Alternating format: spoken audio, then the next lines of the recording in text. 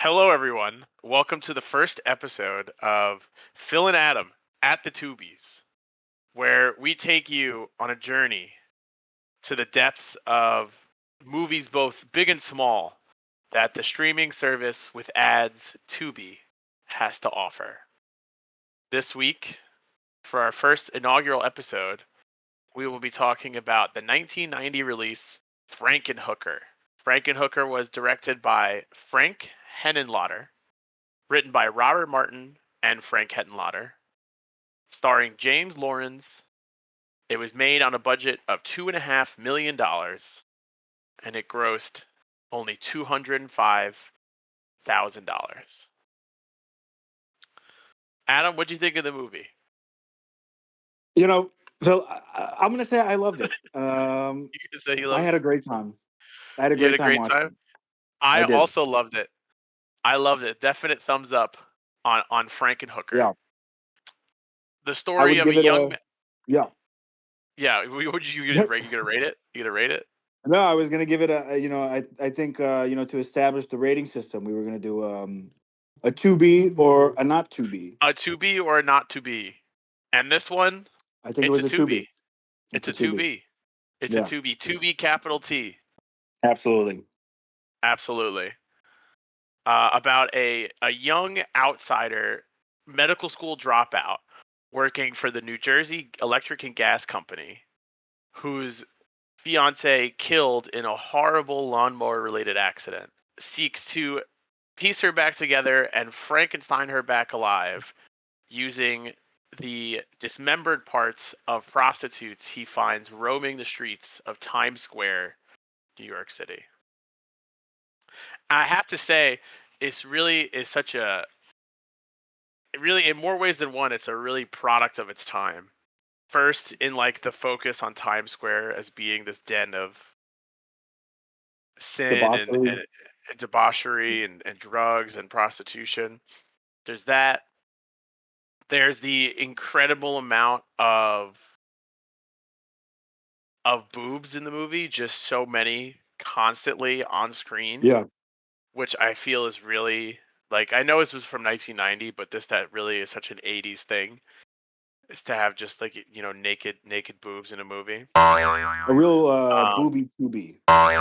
Booby Tubi, and Got a booby also 2B. Yeah. I'll probably be saying this a lot, but you cannot make this movie today, and not in the sense of No. any not in the sense of any content material or anything like that, in the sense that, I brought the budget up and the box office take is that this movie had its life on home video, which is a market that just doesn't exist anymore.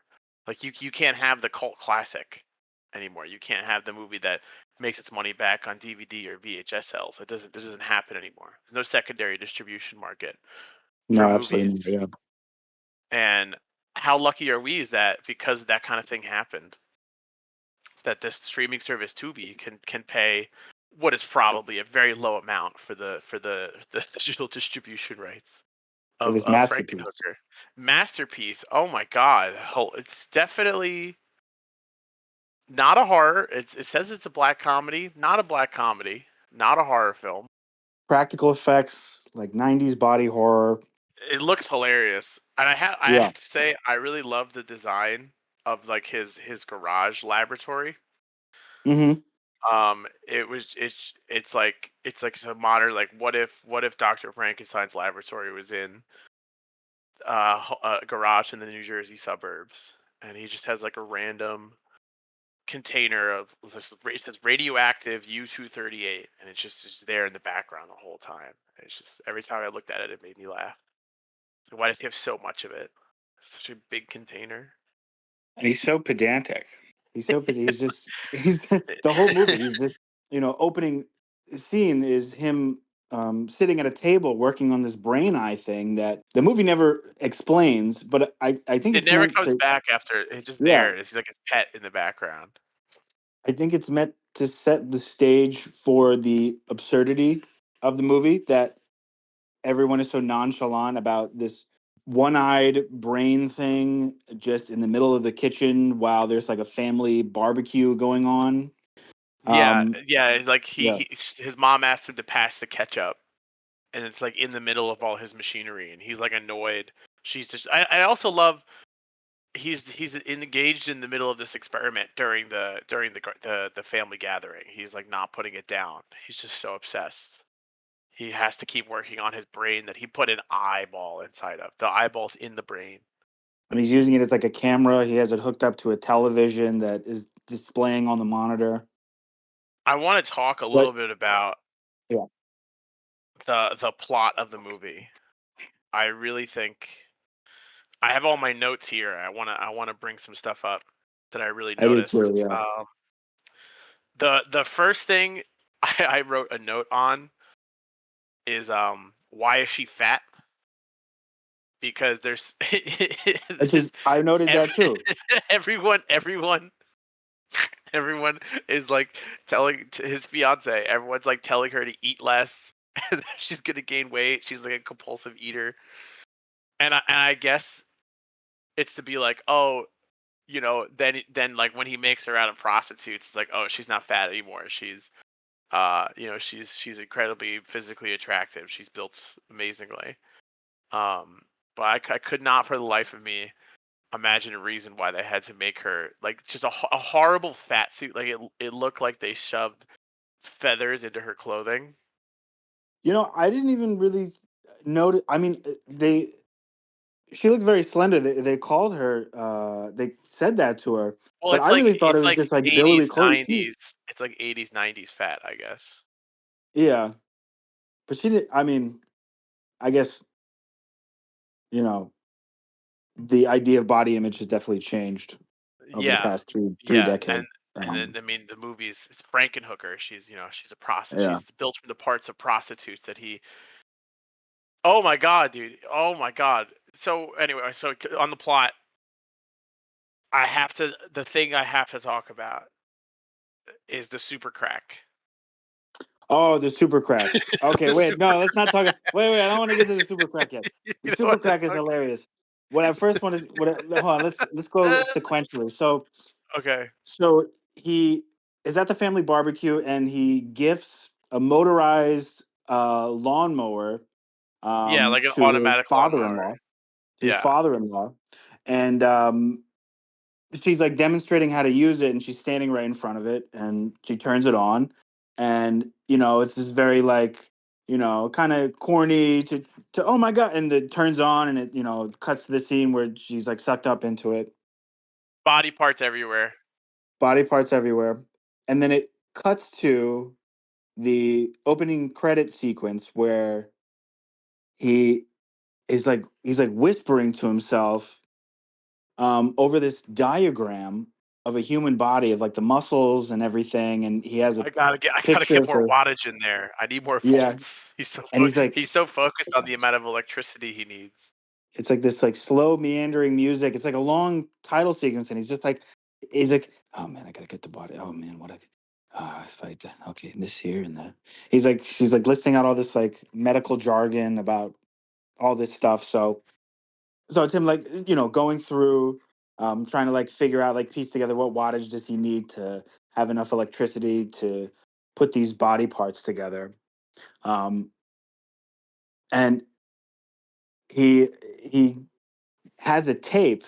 He has a tape that he saved of the day on the news, that the story went out about what had happened, and the news reporter is talking to the police officer, and the police officer is like, "Well, there wasn't enough of her.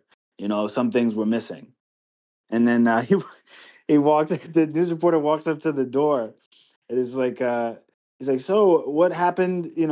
How do you feel about it?" He's like, "Oh, just leave me alone." He's like, "Well, what happened to the head?" He's like, "Oh, I don't know. It went somewhere." And then he And has the guess where head. it is? Guess where Guess where it's it is? it's in Yeah. it's in it's in a purple bubbling liquid in an industrial size. I loved how nice he was. Her disembodied head. He takes her out for a nice candlelit dinner.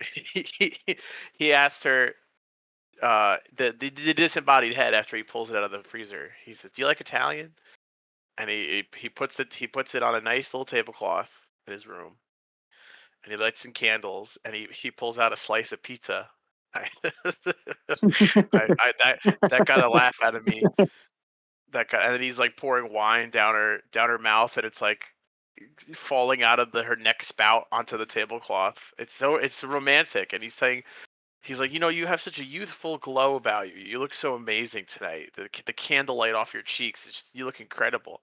And it's her very obviously um paper mache head with Yeah. very bad wig work, I have to say. It's just sitting there across from him in her death mask pose. He devises the plan. He's gonna Frankenstein her back to life. He's gonna get body parts from other women and settles on prostitutes because they're already selling their parts. So essentially, like half the work is being done for him. Which, hey Jeffrey, it's a fairly regressive view on sex work, I have to say. This film is not. I do have I have a kind of a leading thing into that. But what I would like to say before we talk about its sort of messaging about um, the sex work industry, I would just like to say, like, the movie I think is carried a lot. Like, there are a lot of like longer scenes where Jeff is just talking to himself, and he Yeah. does a Jeff, the actor, does a very good job of like carrying the scene, like just talking to himself, trying to walk himself through this dialogue in his own head, and w- like the movie has a fantastic sense of humor. One of the jokes that I actually wrote down in my notes, and I put a little laughing emoji next to it because I thought it was so funny, was um, there's a scene after he watches the tape, and he's in his bedroom, and his mother comes in. He starts talking to his mom, and he starts going down this description about his mental state, and he's like, every day I am slowly disassociating, and He has like and a I monologue as to how he's becoming a sociopath. and then he's I like, can't distinguish right from wrong. and then the mother takes a pause and says, do you want a sandwich? You want a sandwich? I have some egg salad left in the fridge. Like it's not interactive with at all anything he's just said. It's like he has the mad scientist monologue, and all his mom can muster is, "Are you hungry?"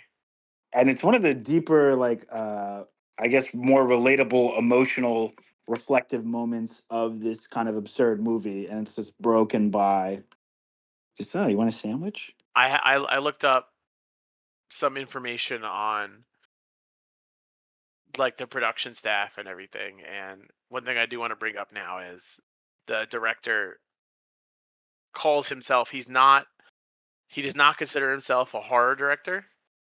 He considers himself an exploitation movie maker. It's like that kind of over the top absurd. Like he doesn't consider it a horror movie. He thinks it's a sexploitation, which I think I agree. I don't think that Yeah. this is not a real horror comedy. You're like, that you're gonna kind of get. This definitely an exploitation film, especially with its huge focus on the era of prostitution in Times Square at the time. Where also actually apparently the director would walk around Times Square for inspiration for his movies, and you could definitely tell. I think watching this how close he was. I'm not saying whether or not he did any partook or anything, but he definitely was just literally on the street being exposed to drugs and prostitution in New York at the time, which he doesn't even look. I don't think he looks down on it. I don't think he's like he's not he's not like making fun of these women. Honestly, he like there's never anything like they're never the butt of the joke. The prostitutes ever. They just are prostitutes. That the main character is paying for to get their body parts so he could rebuild his white fiance. But yeah, I can we get to it? Can we get to the part You want to Where I want to talk about it, man. I really have. That's like the crowning jewel of this movie. okay, do you want to talk about that, or do you want to talk about the messaging of like prostitution that it was kind of. I think that it's definitely mired in making fun of the 80s view on crack addiction and prostitution and that kind of whole world, where even the main character at one point, when talking about the use of crack, says just say no. Like a lot of it is this kind of sensationalized, hyperbolized view on it that the conservative mind at the time would have actually imagined that world was like the bar that they're in is just the most disgusting, the dingiest, the like most sex den filled, drug fueled, awful bar you could imagine that they're working out of. This prostitution ring is working out of. Like all of it's just so turned up to 11. There is the scene Jeff meets Zorro, Yes, Zorro, the pimp Zorro, who the pimp fucking Zorro. he fucking brands the girls, dude. That's so fucked up. He fucking Yeah, brands them with a big Z on their with arm. his Z. Yeah, what the hell? At the end of the scene, he's like distributing he's handing out the crack or whatever, and he's talking to Yeah, Jeff. the He's red like, "You want caps. this?" Yeah. Like hands him the crack, and then it cuts to a television screen, and the television screen has it's like this. I guess it's a debate show or whatever, and it has this guy, Oh, it's called um, Motor Mouth. Motormouth, yeah, Yeah, that and kind of like Fox News type. like, oh, what are we gonna do? Legalize prostitution? And then the Are we gonna woman have the sitting down. taxpayer pay for the hotel rate? I just thought that was really. I couldn't quite tell. Was he making a point in the direction of the conservative value or of the liberal value? I think he was. I think he was lampooning the conservative viewpoint. I think he was creating like everything at the time. I mean, this is so hard for us, I think, conceptual, because like the modern conservative mindset is so focused on something different now. Still kind of in the same way, but I think in the 80s and the early 90s, that Nancy Reagan approach to drugs and the Fox News sensationalism of the time, that was in the early stages of what we're seeing now. So I think what he's doing is like he's saying, okay, this is the true world of what the conservatives contemporary to the film. That's what they're actually imagining it's like. That's 100%. That's what they think. Walking down Times Square, that's what they think you're just going to casually interact with. And I'm sure that there was some truth in that you could walk into what was at the time, maybe a sketchier part of New York City, kind of like what like Sunset Boulevard is now in LA.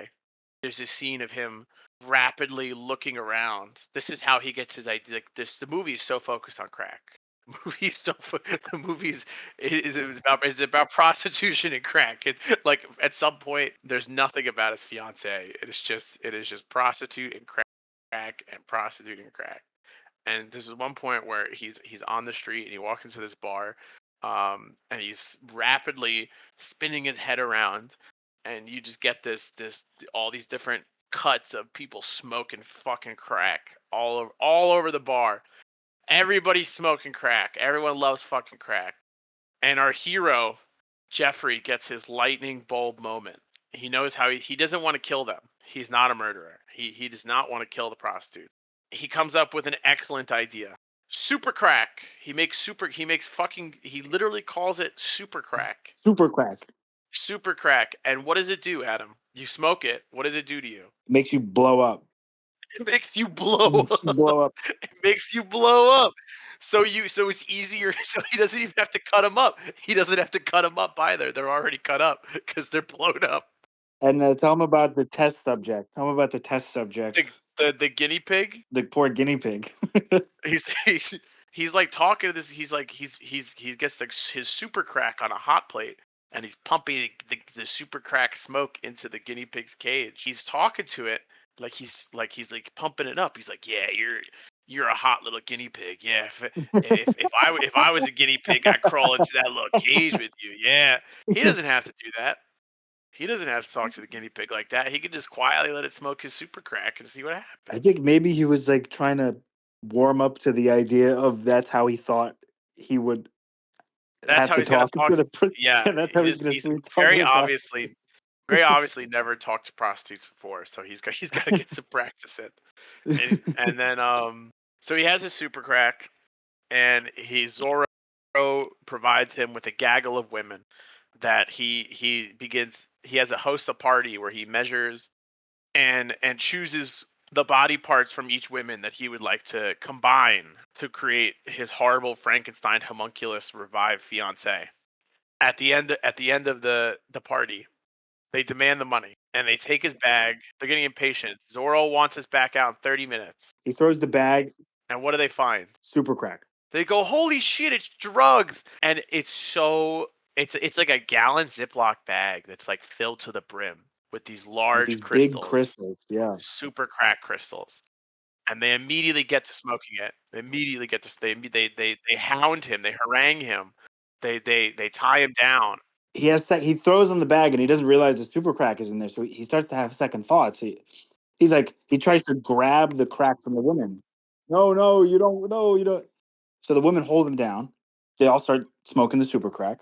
Oh, and you know what? Actually, in that scene when they're all partying in the hotel room and they're smoking the super crack, he's saying, "Oh no, no, no! You're gonna die. You're gonna fucking blow up. Please don't smoke the soup. That was for one of you. You're not all supposed to smoke it." At the same time, they start like partying. Like they turn the music on. And did you hear everything he had to say? He's like, "Don't turn the music on. That's the devil's music. It's telling you to do things you shouldn't do." And then two women sit on one of the beds and they start making out. And he says, "No, no, no, that's not right. God wouldn't want that. Your bodies weren't meant to do that." Like, I think that's a further lampooning of the conservative mindset of like, you're gonna smoke, you're gonna do fucking drugs, and you're gonna listen to rock and roll music, and you're gonna have gay sex. Like, that's not what God wants. You can't do that. That's horrible. And then you're gonna blow up. And then they all fucking blow up. They all just they begin sweating, and then just like someone stuck a stick of dynamite in their stomachs. They just explode, and they're just boom, boom, boom. Ooh. And Zorro is waiting for them, and he hears the explosions. He's like, "What the fuck? What the fuck is going on in there? What the hell? What the hell are they doing? Why are they blowing up in there? What the fuck is happening?"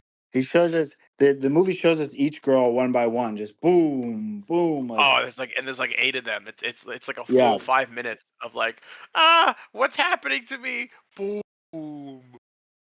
Every single one. No I one don't is spared. There's no one no who just one. dies off screen. They're all blown up. They spared no expense. Okay. And the main girl, she's the final one. This is I thought was really funny. I wrote another little emoji next to this because I thought it was really funny. The punchline to this joke. So she she's the last one alive, and she has a knife, and she's about to stab Jeff. She's like, and just before she stabs him, she explodes. Her head blows off, and Zorro opens the door at the same time her head blows off of her head and knocks him out through the door. Oh yeah, yeah. He's like, it's like a Looney Tunes bit. Yeah. Where Zorro is breaking in. He finally gets inside, and he's knocked unconscious by the flying head of an exploded prostitute. He stands up after all this has happened, and he's like, "Oh my god, don't worry." He's like talking to them like they can hear him. He's like, "Ladies, I'm gonna put you all together. Don't worry. Once I fix my wife, all of you are gonna be okay. I swear." Yeah, he's in that. What is that like mirrored like 50s doctor headgear thing that he's like he looks like a dentist. He's Yeah. Uh standing huh. and he's covered in ash and soot because they've just all blown up in front of him. He's like so apologized. Like, "Oh, ladies, I'm so sorry. I'm so sorry. I'm gonna put you back together. It's my fault. You shouldn't have smoked my super crack." And he grabs the one of the best punchlines. He grabs the woman's arm who is about to stab him, and he's looking at the knife, and he goes, "Ugh, that was a close shave." He's got time to quip. He's got time Yeah. to quip. It's like a Marvel movie. It's not actually. It's just way better. Um, because I actually laughed. I laughed. Yeah. Yeah. So he gets his gaggle of prostitute body parts, and he gets them back to New Jersey, and he has the very classic. Like he's in the garage and he pieces his fiance back with all the parts that he likes from the other women. He grabs like a leg here, an arm there. Yeah, Yeah. I loved. He has like the ceiling, the roof, like opens up Yep. Exactly. to Yep. accept the lightning in. I love that. He's got all that time to make that. I wonder what he thought he'd need that for to begin with. That he already had that installed, like a giant chain winch, and he just opens up it just opens up like very classic. Oh, before so he lives in Jersey. One of the Yeah. funny parts of the movie is right before he starts putting her together. He pulls into his driveway and the trunk is just open, just with all the body parts just hanging out. Like he drove from Manhattan back to Jersey, Well, it's just right across the bridge. It's just right across the bridge to the left. That's it. It's right there. but no one was behind him in traffic that would have. I just thought that was funny that he wouldn't It's like. They're 80s not in New the back York, seat. man. They're yeah. It's a different place. It's a different place. So he has his classic Frankenstein moment, and he raises her to the sky, and she is revived, but she's all wrong. He put too much electricity into her, and she can't remember who she is. She just remembers an amalgamation. Somehow she has memory from like the hand that she has put on, and the foot and the leg and the boobs. She she has the collective memory. She's just the basic instincts, the last thoughts before they died, and she starts repeating everything we've seen the hooker scene up to this point. So, want a date? Got any money? And she just walks and she gets back to New York City. She gets back. Hey, Jersey boy. Zorro said we only got 30 minutes. So she knocks him out. She knocks him out. She walks from somewhere Ho-Hocus, New Jersey. She walks all the way back to Times Square. So actually, fun fact for you. She gets off the subway. She's in Times Square. She's at 42nd Street. This one guy walks up to her. He starts like accosting her. He's like, "Hey, you look weird. Why? What the fuck is wrong with you? Why do you? What the hell?" And she like throws him away. That guy, the actor who plays that guy, is Rutger Hauer, quite famously one of the replicants from Blade Runner. He's the one. He's the Oh. Tears in the Rain guy.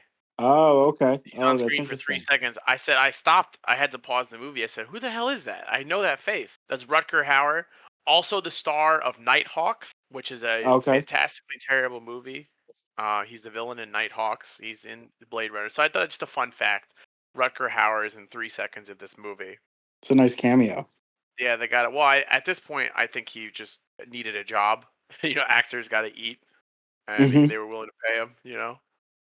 So yeah, so back in New York City, she goes and she's like kind of following basic instinct, basic prostitute instincts of trying to find a John and getting back to like the hotel that and the bar that Zorro's girls worked out of because she just says that's all she remembers. And every time she has a sexual act with a man, which is 3 times in about 20 minutes, she has sexual encounters with 3 different men, which says a lot about how men treat women in society. She's accosted by men 3 times. Every time it happens, the men they blow up like they just had super They crack. blow up. They blow up. They blow up. They With blow up, electricity. which is actually there is some kind of like there is some like poetic justice to like the guy who's he's walking down the hallway and he just like grabs her and he starts to shove his tongue down her throat. He does it and like 30 seconds later he's Jackson His head Pollock's flies off. against the wall. His head flies Yeah. out. There's a shot of His his head head flies out the window. flying out Yeah. the window. And then the dude who like she first pulls him off the street and he's like a John and he's like just so excited. He's so happy. He's like, "Yes, yes, yes, I love that. Yes, yes. Oh my god, yes, I love this place." Oh, he's like laughing, giggling, and he's so happy. He's And not like paying attention to the lack of he coherent actually words and yeah, sentences. and He's just kind of he sees the scars and he sees she's all like discolored and like rotting and he's like, "Yes, yes, yes, yes, yes, yes. I love that. Yes, yes, yes." He's a little pervert. He blows up. I was happy when he he blew blows up. up. He deserved that. He blows up. He blows up and she holds his head and he goes, "That was amazing." This is disembodied head. That was He's amazing. about to walk out. I He goes I back have to it his here. wallet. I have it here written in my notes. Guy who loves hookers and three exclamation points. I love that guy. I he love that he did love fucking blew he up. did love He hookers. loved Oh, hookers. do you see how He loves excited he hookers. was? He's like, "Oh, I've been here before. Oh, I I love it love here. this I love it place. here." I love it here. I love it here. Thank you. Thank you. Thank you. Thank you. And so while she's while she's going crazy in New York, it's cutting back to Jeff, trying to find her. Coming back to New York, trying to find her. Yeah, and he's so worried for his fiance Elizabeth. So worried. And that whole scene where he's trying to find her, like he's so funny. Like, I really do have to say, the guy, the lead in this movie, I loved him. I wish he got more work after this. He's so funny. yeah, he has such a character about him, and just his like cadence and his like really how pedantic and like wiry and like, but he's like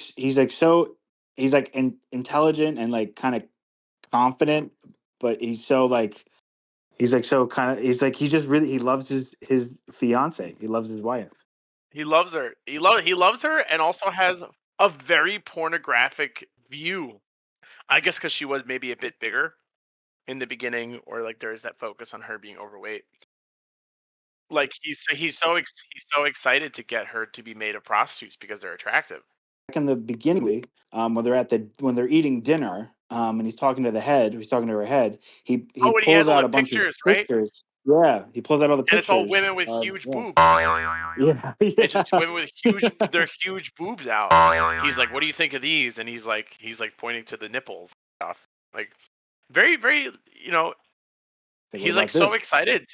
He's so excited to be able to get her to have huge boobs. Back in New York City, we're following him, trying to retrace her steps. So he's by the subway station, and he's like, he's like, have you seen her? Have you seen her? And people are just like, whatever, guy, whatever, guy. And I thought one of the funnier parts, he walks up to this like tall blonde guy who's wearing, double denim, and he's got on a Batman shirt, which Oh, I he's I got the love that Michael outfit. Keaton Batman shirt on. Yeah, yeah. Yeah, I was like, oh wow.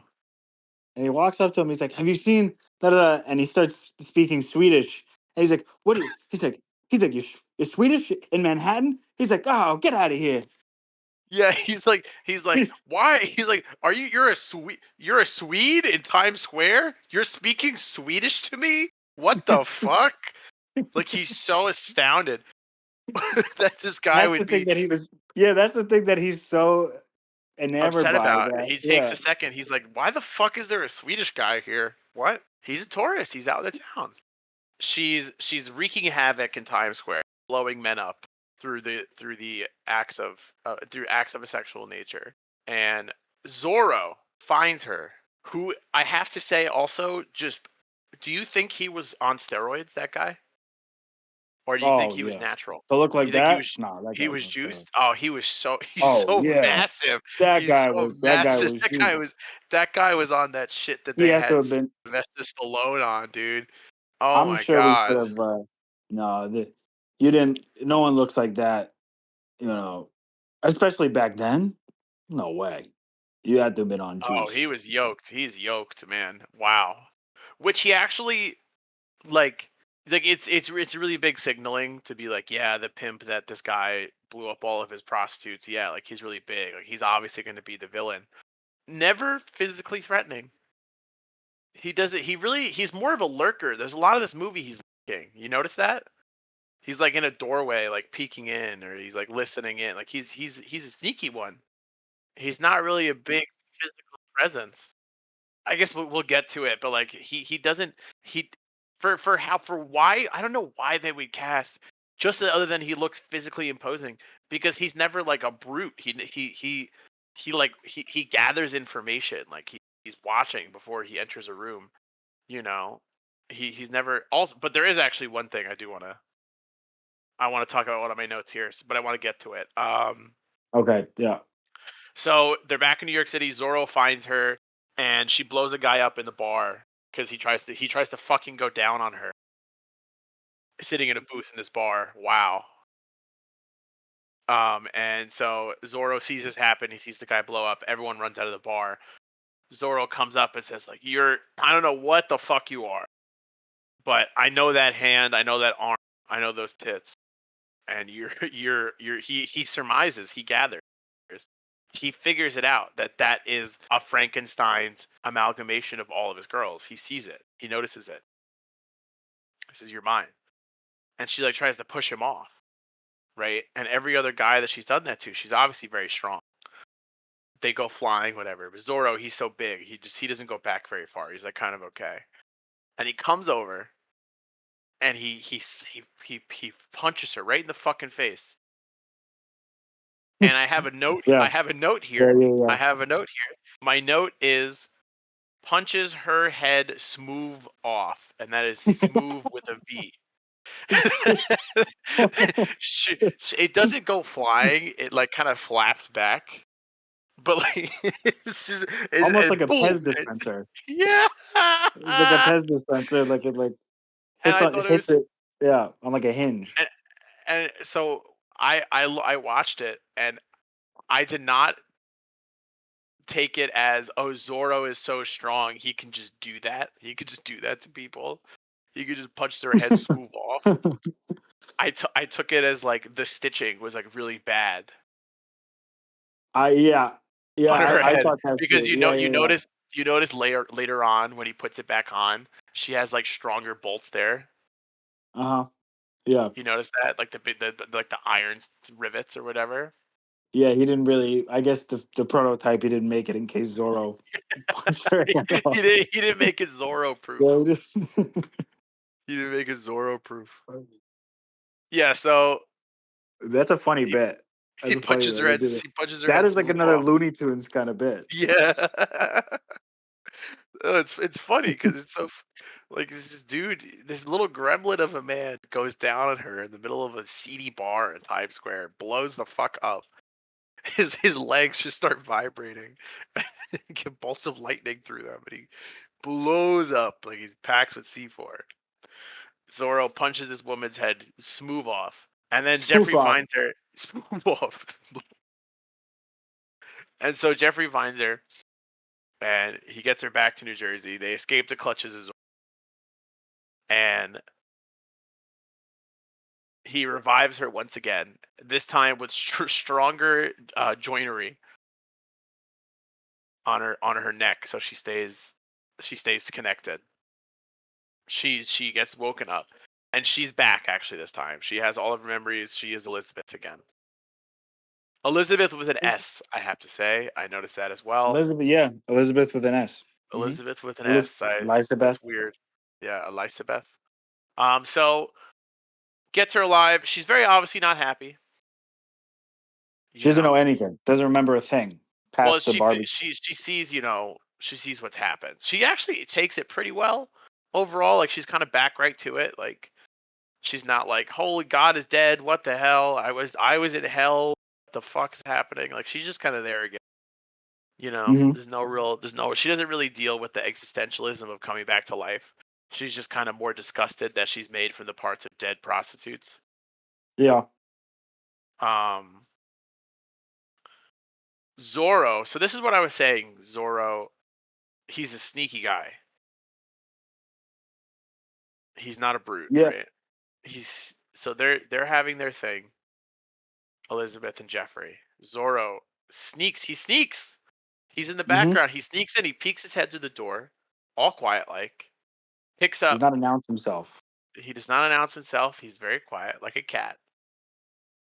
Like Zorro, he's a swordsman. He picks up a machete or something.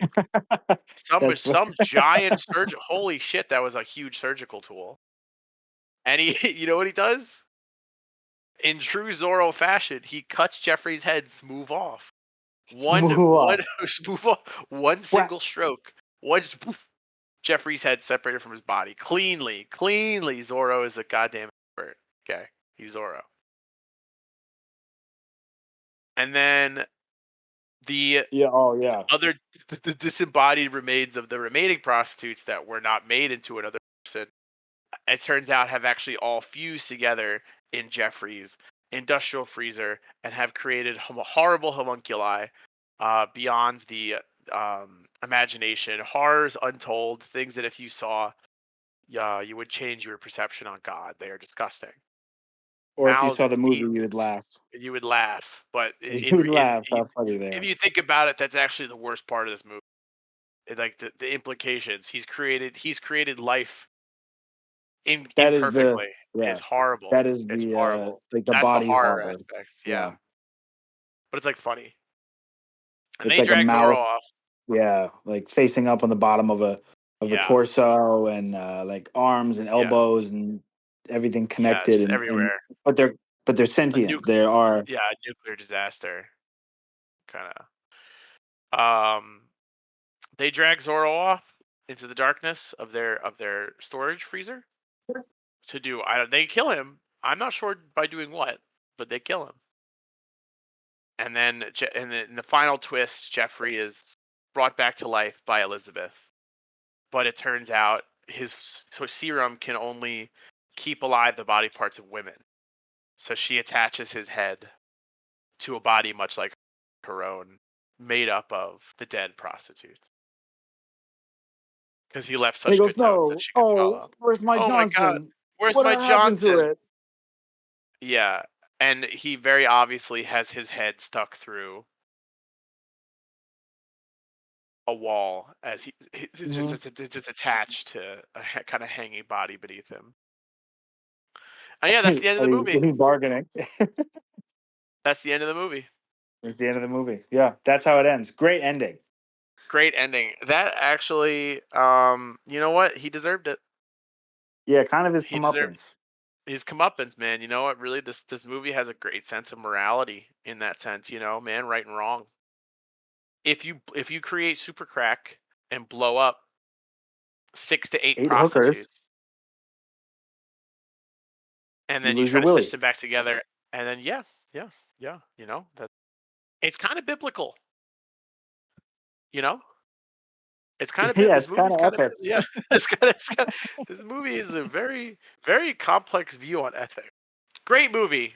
I highly recommend it. Oh my god. So many great moments in it. So many men who love prostitutes. So much super crack. Um I mean it really is an exploitation, and I have some things I looked up I want to share with you. I have some fun facts about the movie All right. taken from Wikipedia or the articles that with the Wikipedia pages linked me to read about them. In um in an interview, a lot of this comes from the director did an interview with this magazine called Fangoria in like 1995. So he talks about trying to get a rating from the MPAA, and they wanted an R, and because there was just so much like, there was so much nudity. Like it was just he essentially just made a porno, I think at first, which is like a softcore porn, and it was like wasn't going to get allowed to get shown in normal theaters. So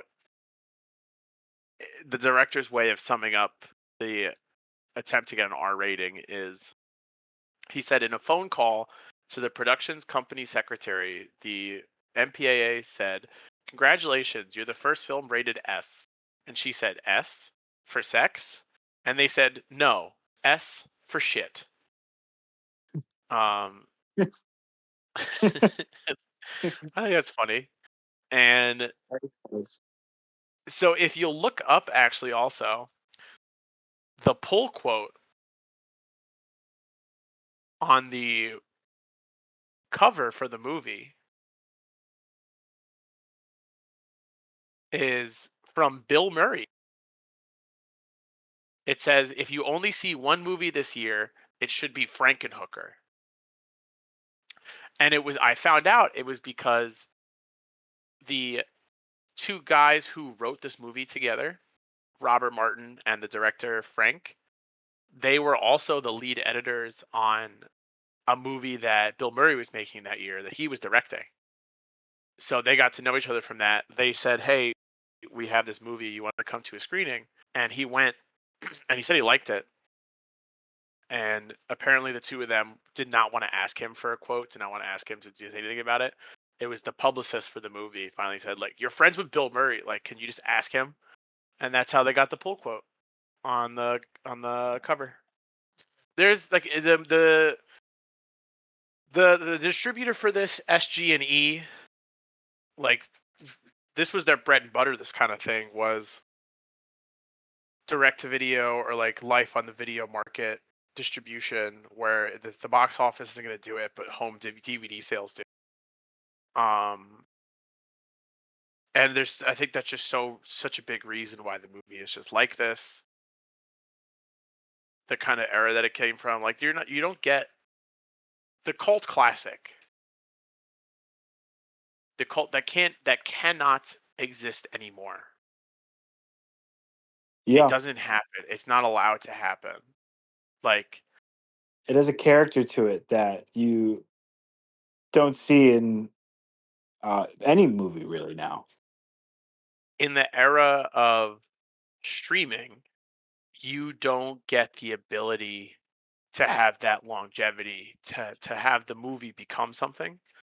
Like, this movie, in it getting popular on DVD sales, seeing in Blockbuster, like, the outrageous cover art, like, it says "A Terrifying Tale of Sluts and Bolts" on the cover.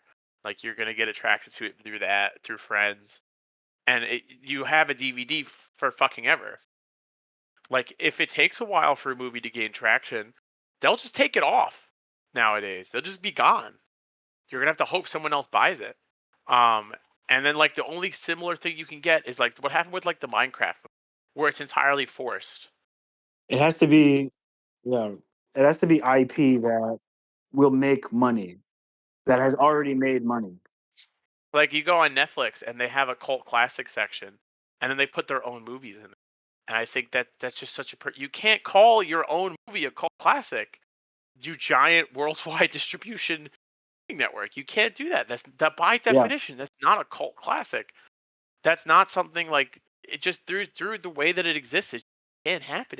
You can't Movies like this have to make billions of dollars, or they're not going to do, you have to, like, you make the movie, you release it in theaters, it gets $205,000 on a $2 million budget. It gets a 10% return on its money, essentially.